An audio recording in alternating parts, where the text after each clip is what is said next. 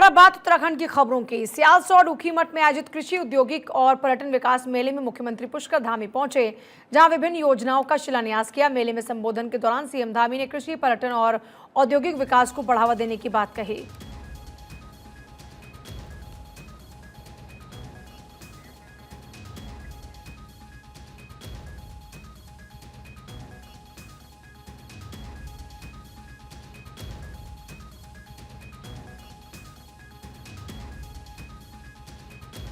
चहुमुखी विकास हो रहा है।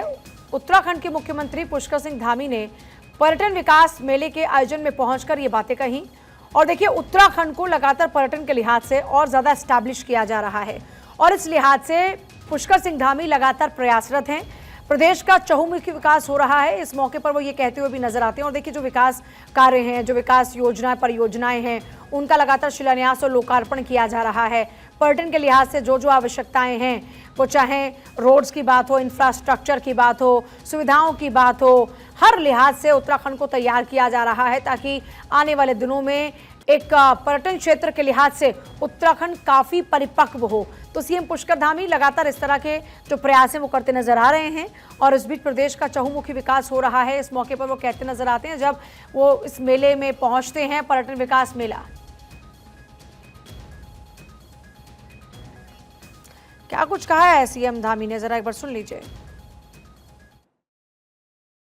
पर्यटन एवं औद्योगिक विकास मेला के इस शुभ अवसर पर मंच पर आसीन अभी जिनको आपने केदारनाथ विधानसभा के उपचुनाव में भारी मतों से विजयी बनाकर, अपना आशीर्वाद देकर, अपना मत देकर, अपना समर्थन देकर विधानसभा का सदस्य निर्वाचित किया, विधानसभा में भेजा है। हमारी बहन केदारनाथ विधानसभा की नवनिर्वाचित विधायक आदरणीय आशा नौटियाल जी और हमारे इसी जनपद के वरिष्ठ नेता और जिन्होंने इस पूरे चुनाव में आप सबके बीच में चुनाव संयोजक के रूप में आप सबको और हमारी पार्टी को एक दूसरे से जोड़ने का काम किया। रुद्रप्रयाग क्षेत्र के लोकप्रिय विधायक आदरणीय भरत चौधरी जी, भारतीय जनता पार्टी के जिलाध्यक्ष भाई महावीर पवार जी, जिला पंचायत की अध्यक्ष श्रीमती अमरदेवी शाह जी, मंच पर आसीन मेरे साथ उत्तराखंड सरकार में हमारे सहयोगी भाई चंडी प्रसाद भट्ट जी, जिले के प्रभारी श्री ऋषि कंटपाल जी, पूर्व जिलाध्यक्ष शकुंतला जगवाण जी, श्री दिनेश उनियाल जी, हमारे वरिष्ठ नेता प्रदेश कार्यकारिणी के सदस्य श्री विजय कपड़वाण जी, श्री वाचस्पति सेमवाल जी, महामंत्री श्री भारत भूषण भट्ट जी, श्री विनोद देवसाली जी, रेवेन्यू एनर्जी के जो लगातार अपना सामाजिक कार्यों में योगदान करने वाले श्री मकरंद जोशी जी, निवर्तमान जिला पंचायत के उपाध्यक्ष हमारे श्री सुमन तिवारी जी, मेरे साथी भाई देवेश नौटियाल जी, मंडल अध्यक्ष गुप्तकाशी श्री राय सिंह राणा जी, मंडल अध्यक्ष ऊखीमठ अनुसुईया प्रसाद भट्ट जी, मंडल अध्यक्ष अगस्तमुनि ग्रामीण अनिल कोटियाल जी, मंडल अध्यक्ष अगस्तमुनि नगर बीना राणा जी, मंडल अध्यक्ष सतेराखाल त्रिलोचन प्रसाद भट्ट जी, मंडल अध्यक्ष रुद्रप्रयाग नगर पार्वती गोस्वामी जी, मंडल अध्यक्ष रुद्रप्रयाग ग्रामीण श्री सुरेंद्र बिष्ट जी, श्री शशि नेगी जी, मंडल अध्यक्ष खाकरा गोस्वामी जी, प्रेमलाल टमटा जी, रिटायर्ड डिप्टी एसपी, श्री हमारे अमित मैखंडी जी, जयप्रकाश सिंगवाल जी, मंडल अध्यक्ष धूम सिंह राणा जी, घनश्याम पुरोहित जी, यशवीर चौहान जी, प्रदीप राणा जी, युवा मोर्चा के जिलाध्यक्ष, किसान मोर्चा के जिलाध्यक्ष भाई गजेंद्र चौधरी जी, श्री राजेंद्र लाल जी, जिलाध्यक्ष अनुसूचित जाति मोर्चा, और मंच पर आसीन हमारे सभी पदाधिकारीगण और मेरे सामने बैठी हुई मेरी मातृशक्ति, हमारी माताएं, बहनें, हमारे सभी बड़े बुजुर्ग, सभी मेरे युवा साथी, और मैं देख रहा हूं कि हमारे छोटे छोटे बच्चे भी आज इस कार्यक्रम में यहां उपस्थित हुए हैं। मेरे प्यारे प्यारे छोटे नन्हे मुन्ने बच्चों, मांगल गीत का गायन करने वाली हमारी बहनें, हमारी बहन आरती रावत जी, जिन्होंने बहुत शानदार गीत गाकर हम सबको भाव विभोर करने का काम किया है। और यहां पर उपस्थित हमारे मीडिया के सभी मित्र, सभी छायाकार बंधु, सभी पत्रकार मित्र, इलेक्ट्रॉनिक मीडिया, प्रिंट मीडिया, और हमारे सभी अधिकारीगण, सीडीओ साहब, पुलिस अधीक्षक रुद्रप्रयाग श्री अक्षय जी और उनकी पूरी टीम, और स्टॉलों में आए हुए हमारे विभिन्न समूहों की सभी बहनें, अपार जन समूह, मैं आप सबका और हरीश थपलियाल मेरे साथ इस वक्त जुड़ रहे हैं। हरीश, उत्तराखंड को पर्यटन के लिहाज से और ज्यादा संपन्न बनाने की दिशा में प्रयास हो रहे हैं, ये उसी की वानगी? जी बिल्कुल, देखिए मुख्यमंत्री पुष्कर सिंह धामी जो संकल्प पत्र लेकर के आए थे 2022 विधानसभा चुनाव के बाद, तो उसी संकल्प के तहत पुष्कर सिंह धामी का लगातार प्रदेश भर में दौरा है और उनका सपना है कि प्रदेश को संपन्न बनाया जाए, एक विकास की गति प्रदेश को दी जाए। कोई भी क्षेत्र ऐसा ना हो जो क्षेत्र अछूता हो, चाहे वो कृषि हो, उद्योग हो, पर्यटन हो, खास तौर पर धार्मिक पर्यटन उत्तराखंड का जो है उसको जो है चार चांद लगाया जाए, इसको लेकर के मुख्यमंत्री पुष्कर सिंह धामी है। और यही वजह है कि आज से शीतकालीन यात्रा का भी भव्य आगाज हो चुका है, और यानी कि देश विदेश के जो श्रद्धालु हैं साल भर उत्तराखंड जो है चार धामों के दर्शन कर सकते हैं। जो शीतकालीन निवास है चार धामों का, वहां पर देश विदेश के श्रद्धालु आ सकते हैं। इसके अलावा जो सबसे बड़ा जो फोकस सरकार का है, धामी सरकार का है, वो ये है कि कृषि, उद्यान और पर्यटन, इसको लेकर के मुख्यमंत्री पुष्कर सिंह धामी संकल्पबद्ध हैं और लगातार जो है प्रदेश भर का दौरा कर रहे हैं। और संबंधित अधिकारियों को इस बात के निर्देश है कि किसी प्रकार की कोई भी लापरवाही न बरती जाए। जो भी सरकार की तरफ से योजनाएं चलाई जा रही है, जनित पे जो भी सरकार की योजनाएं चल रही है, उसको लेकर के सभी अधिकारी जो है अलर्ट रहे और ज्यादा से ज्यादा जो अंतिम व्यक्ति है, जो सीमांत व्यक्ति है, सीमांत गांव तक जो है सरकार की योजनाओं को लाभ मिले। और आज जो शीतकालीन यात्रा का आगाज हो चुका है, उसको लेकर के भी उसको बढ़ावा देने के लिए, धार्मिक पर्यटन को बढ़ावा देने के लिए मुख्यमंत्री पुष्कर सिंह धामी ने आज हरी झंडी दे दी है। बाकायदा शुभारंभ आज विधिवत ओंकारेश्वर मंदिर से मुख्यमंत्री पुष्कर सिंह धामी ने शीतकालीन यात्रा का आगाज कर दिया है। जी बहुत शुक्रिया आपका हरीश, फिलहाल पूरी जानकारी के लिए। तो आगाज हो चुका है उत्तराखंड में, लगातार जो प्रयास हो रहे थे उनको आगे बढ़ाया जा रहा है। सीएम धामी का इस बीच रुद्रप्रयाग दौरा, जिससे जुड़ी एक बड़ी जानकारी मिल रही है। ऊखीमठ में स्थानीय लोगों से मुलाकात उनकी ओर से की गई और सीएम धामी ने लोगों की समस्याओं को भी सुना, अधिकारियों को समस्या के समाधान के निर्देश भी दिए। तो ऊखीमठ में स्थानीय लोगों से मुलाकात की सीएम धामी ने, लोगों की समस्याएं सुनी। सीएम धामी ने लोगों की समस्याएं सुनी। देखिए, लोगों से जब वो बातचीत करते नजर आए, जब उनकी समस्याओं को सुनते नजर आए, उसी मौके पर अधिकारी भी उनके इर्द गिर्द आपको नजर आ रहे हैं। और इन अधिकारियों को दरअसल तुरंत प्रभाव से इन समस्याओं के निदान के निर्देश दिए गए। सीएम धामी ने लोगों की समस्याओं को सुना।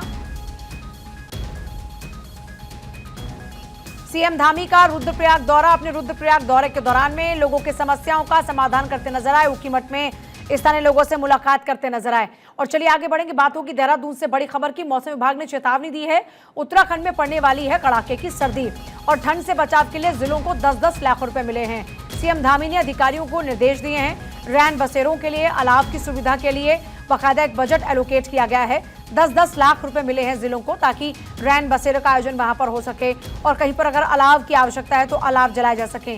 रैन बसेरों के लिए अलाव के लिए जो एक बजट एलोकेशन है वो हुआ है। मौसम विभाग की चेतावनी के बाद दरअसल ये कदम उठाया गया है ताकि लोगों की जान सर्दी से ना जाए, क्योंकि अब देखिए दिसंबर का महीना शुरू हुआ है और अब मिड की ओर आगे बढ़ रहे हैं, दिसंबर मिड की ओर आगे बढ़ रहे हैं। इस बीच मौसम विभाग ने चेताया है कि अब पहाड़ी राज्यों में खासतौर पर सर्दी बहुत कड़ाके की पड़ने वाली है, तो इस कड़ाके की सर्दी से किसी की जान न जाए, इसके लिए रैन बसेरा और अलाव की व्यवस्था। एक और बड़ी खबर, राष्ट्रीय खेलों को लेकर यूपीसीएल हुआ अलर्ट।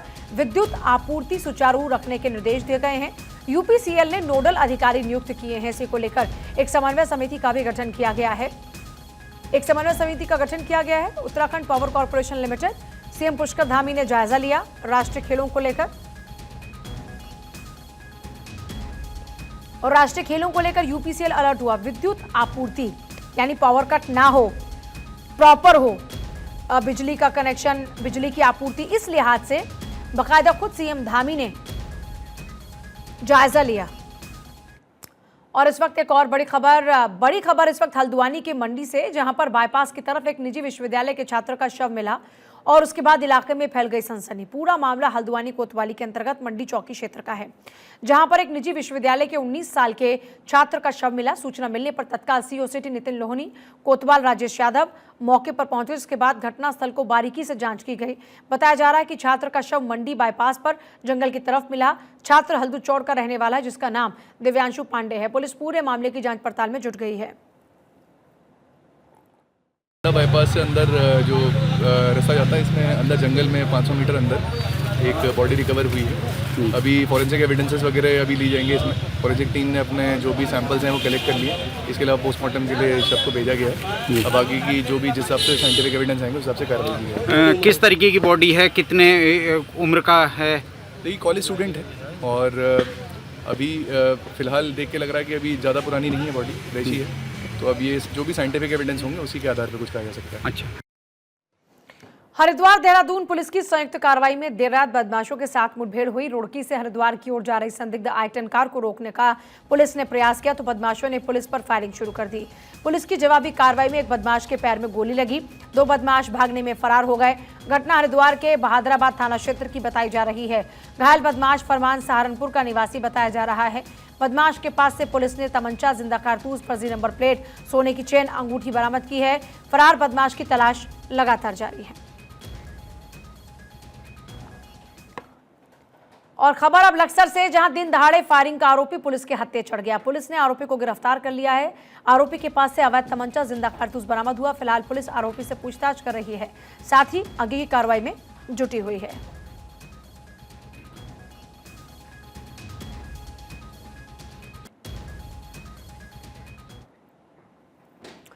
और कोटद्वार में चल रहे श्री सिद्धबली बाबा वार्षिक अनुष्ठान महोत्सव में रविवार के दिन लोक जागरों के साबर मंत्रों के आह्वान की यहां पर गूंज सुनाई थी, जिसके बाद दर्जनों लोगों पर स्थानीय देवी देवता आ गए। बाबा सिद्धबली के प्रांगण में वार्षिक अनुष्ठान का आयोजन किया जा रहा है। पौराणिक ये कई वर्षों से चला आ रहा है और जो ये इतिहास है, ये जो है साबर विद्या है।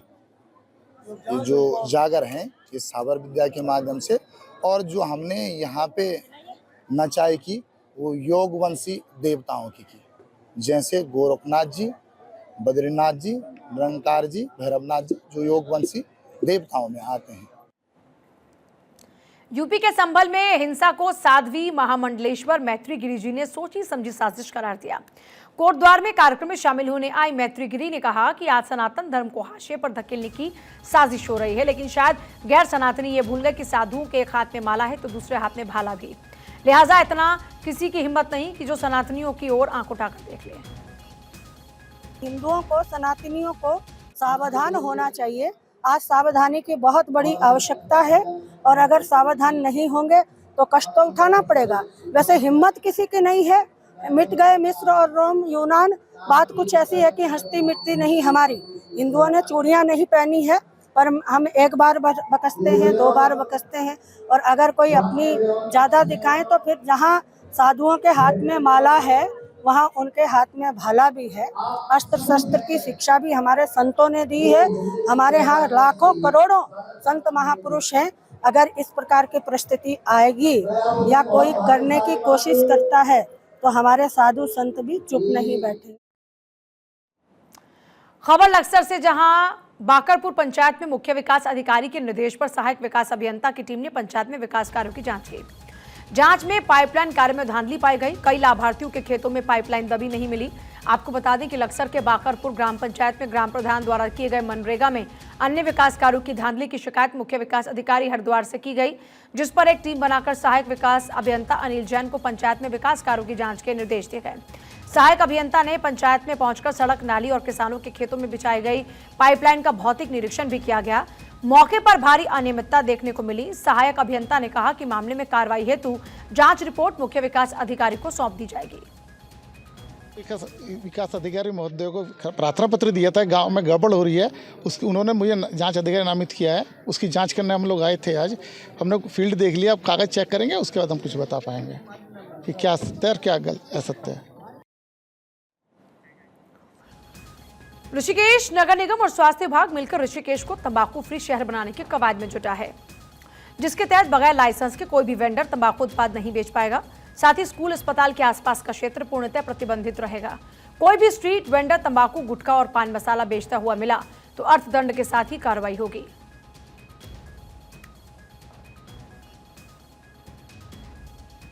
तंबाकू का नियंत्रण किया जाना है। उसमें स्वास्थ्य विभाग और स्वास्थ्य विभाग से जुड़ी हुई जो एनजीओज हैं, श्री बालाजी सेवा संस्थान भी एक जुड़ा हुआ है, तो उनके माध्यम से हमने एक जो है नगर निगम ऋषिकेश को एक मॉडल बनाने के लिए इसके लिए एक पहल की है और इसकी एक अधिसूचना तैयार की है, नियमावली, उपविधि, और उसका प्रकाशन होना है।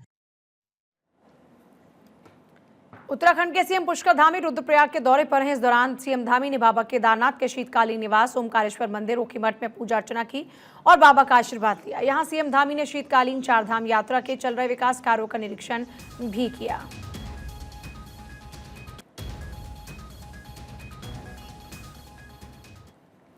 चमोली जिले में 3 दिन तक चलने वाले अमर शहीद सैनिक मेले का दूसरा दिन। मेले में लोगों की भीड़ खूब देखने को मिल रही है। ये मेला दीवाल ब्लॉक के दूरस्थ सैनिक बाहुल्य गांव सवाड़ में लगता है और मेले का आयोजन देश के लिए बलिदान देने वाले शहीद सैनिकों की याद और सम्मान में किया जाता है। वहीं 3 दिनों तक चलने वाले इस मेले का 17वीं बार आयोजन किया जा रहा है, जिसकी शुरुआत गढ़वाल से सांसद अनिल बलूनी ने की। इस दौरान में उन्होंने गाँव के लोगों को शुभकामनाएं दी, तो साथ ही सवाड़ में बने शहीद स्मारक पर श्रद्धांजलि अर्पित करते हुए वीरभूमि के अमर शहीदों को नमन भी किया। इस मौके पर सांसद ने सवाड़ गांव में सैनिक म्यूजियम के लिए 10 लाख रुपए देने का ऐलान किया। इस दौरान उन्होंने कहा कि जल्द ही सवाड़ में केंद्रीय विद्यालय के प्रस्ताव को भी पास कराया जाएगा। इस बीच मेला समिति और इलाके की जनता से उन्होंने बातचीत भी की, उनका शुक्रिया अदा किया और उनका आभार व्यक्त किया। इस सैन्य बाहुल्य गांव सवाड़ से 22 सैनिकों ने पहले ही विश्व युद्ध में हिस्सा लिया था, जबकि 38 सैनिकों ने दूसरे विश्व युद्ध में हिस्सा लिया। इसके साथ ही 14 सैनिकों ने पेशावर कांड में अपनी यहाँ पर मौजूदगी दर्ज कराई और 17 सैनिक स्वतंत्रता संग्राम सेनानी हैं। इसके अलावा सवाड़ गांव से 1971 बांग्लादेश युद्ध में 28 सैनिकों, ऑपरेशन ब्लू स्टार में 15 सैनिकों ने हिस्सा लिया और सवाड़ से वर्तमान में भारतीय सेना में 128 सैनिक सेवारत हैं।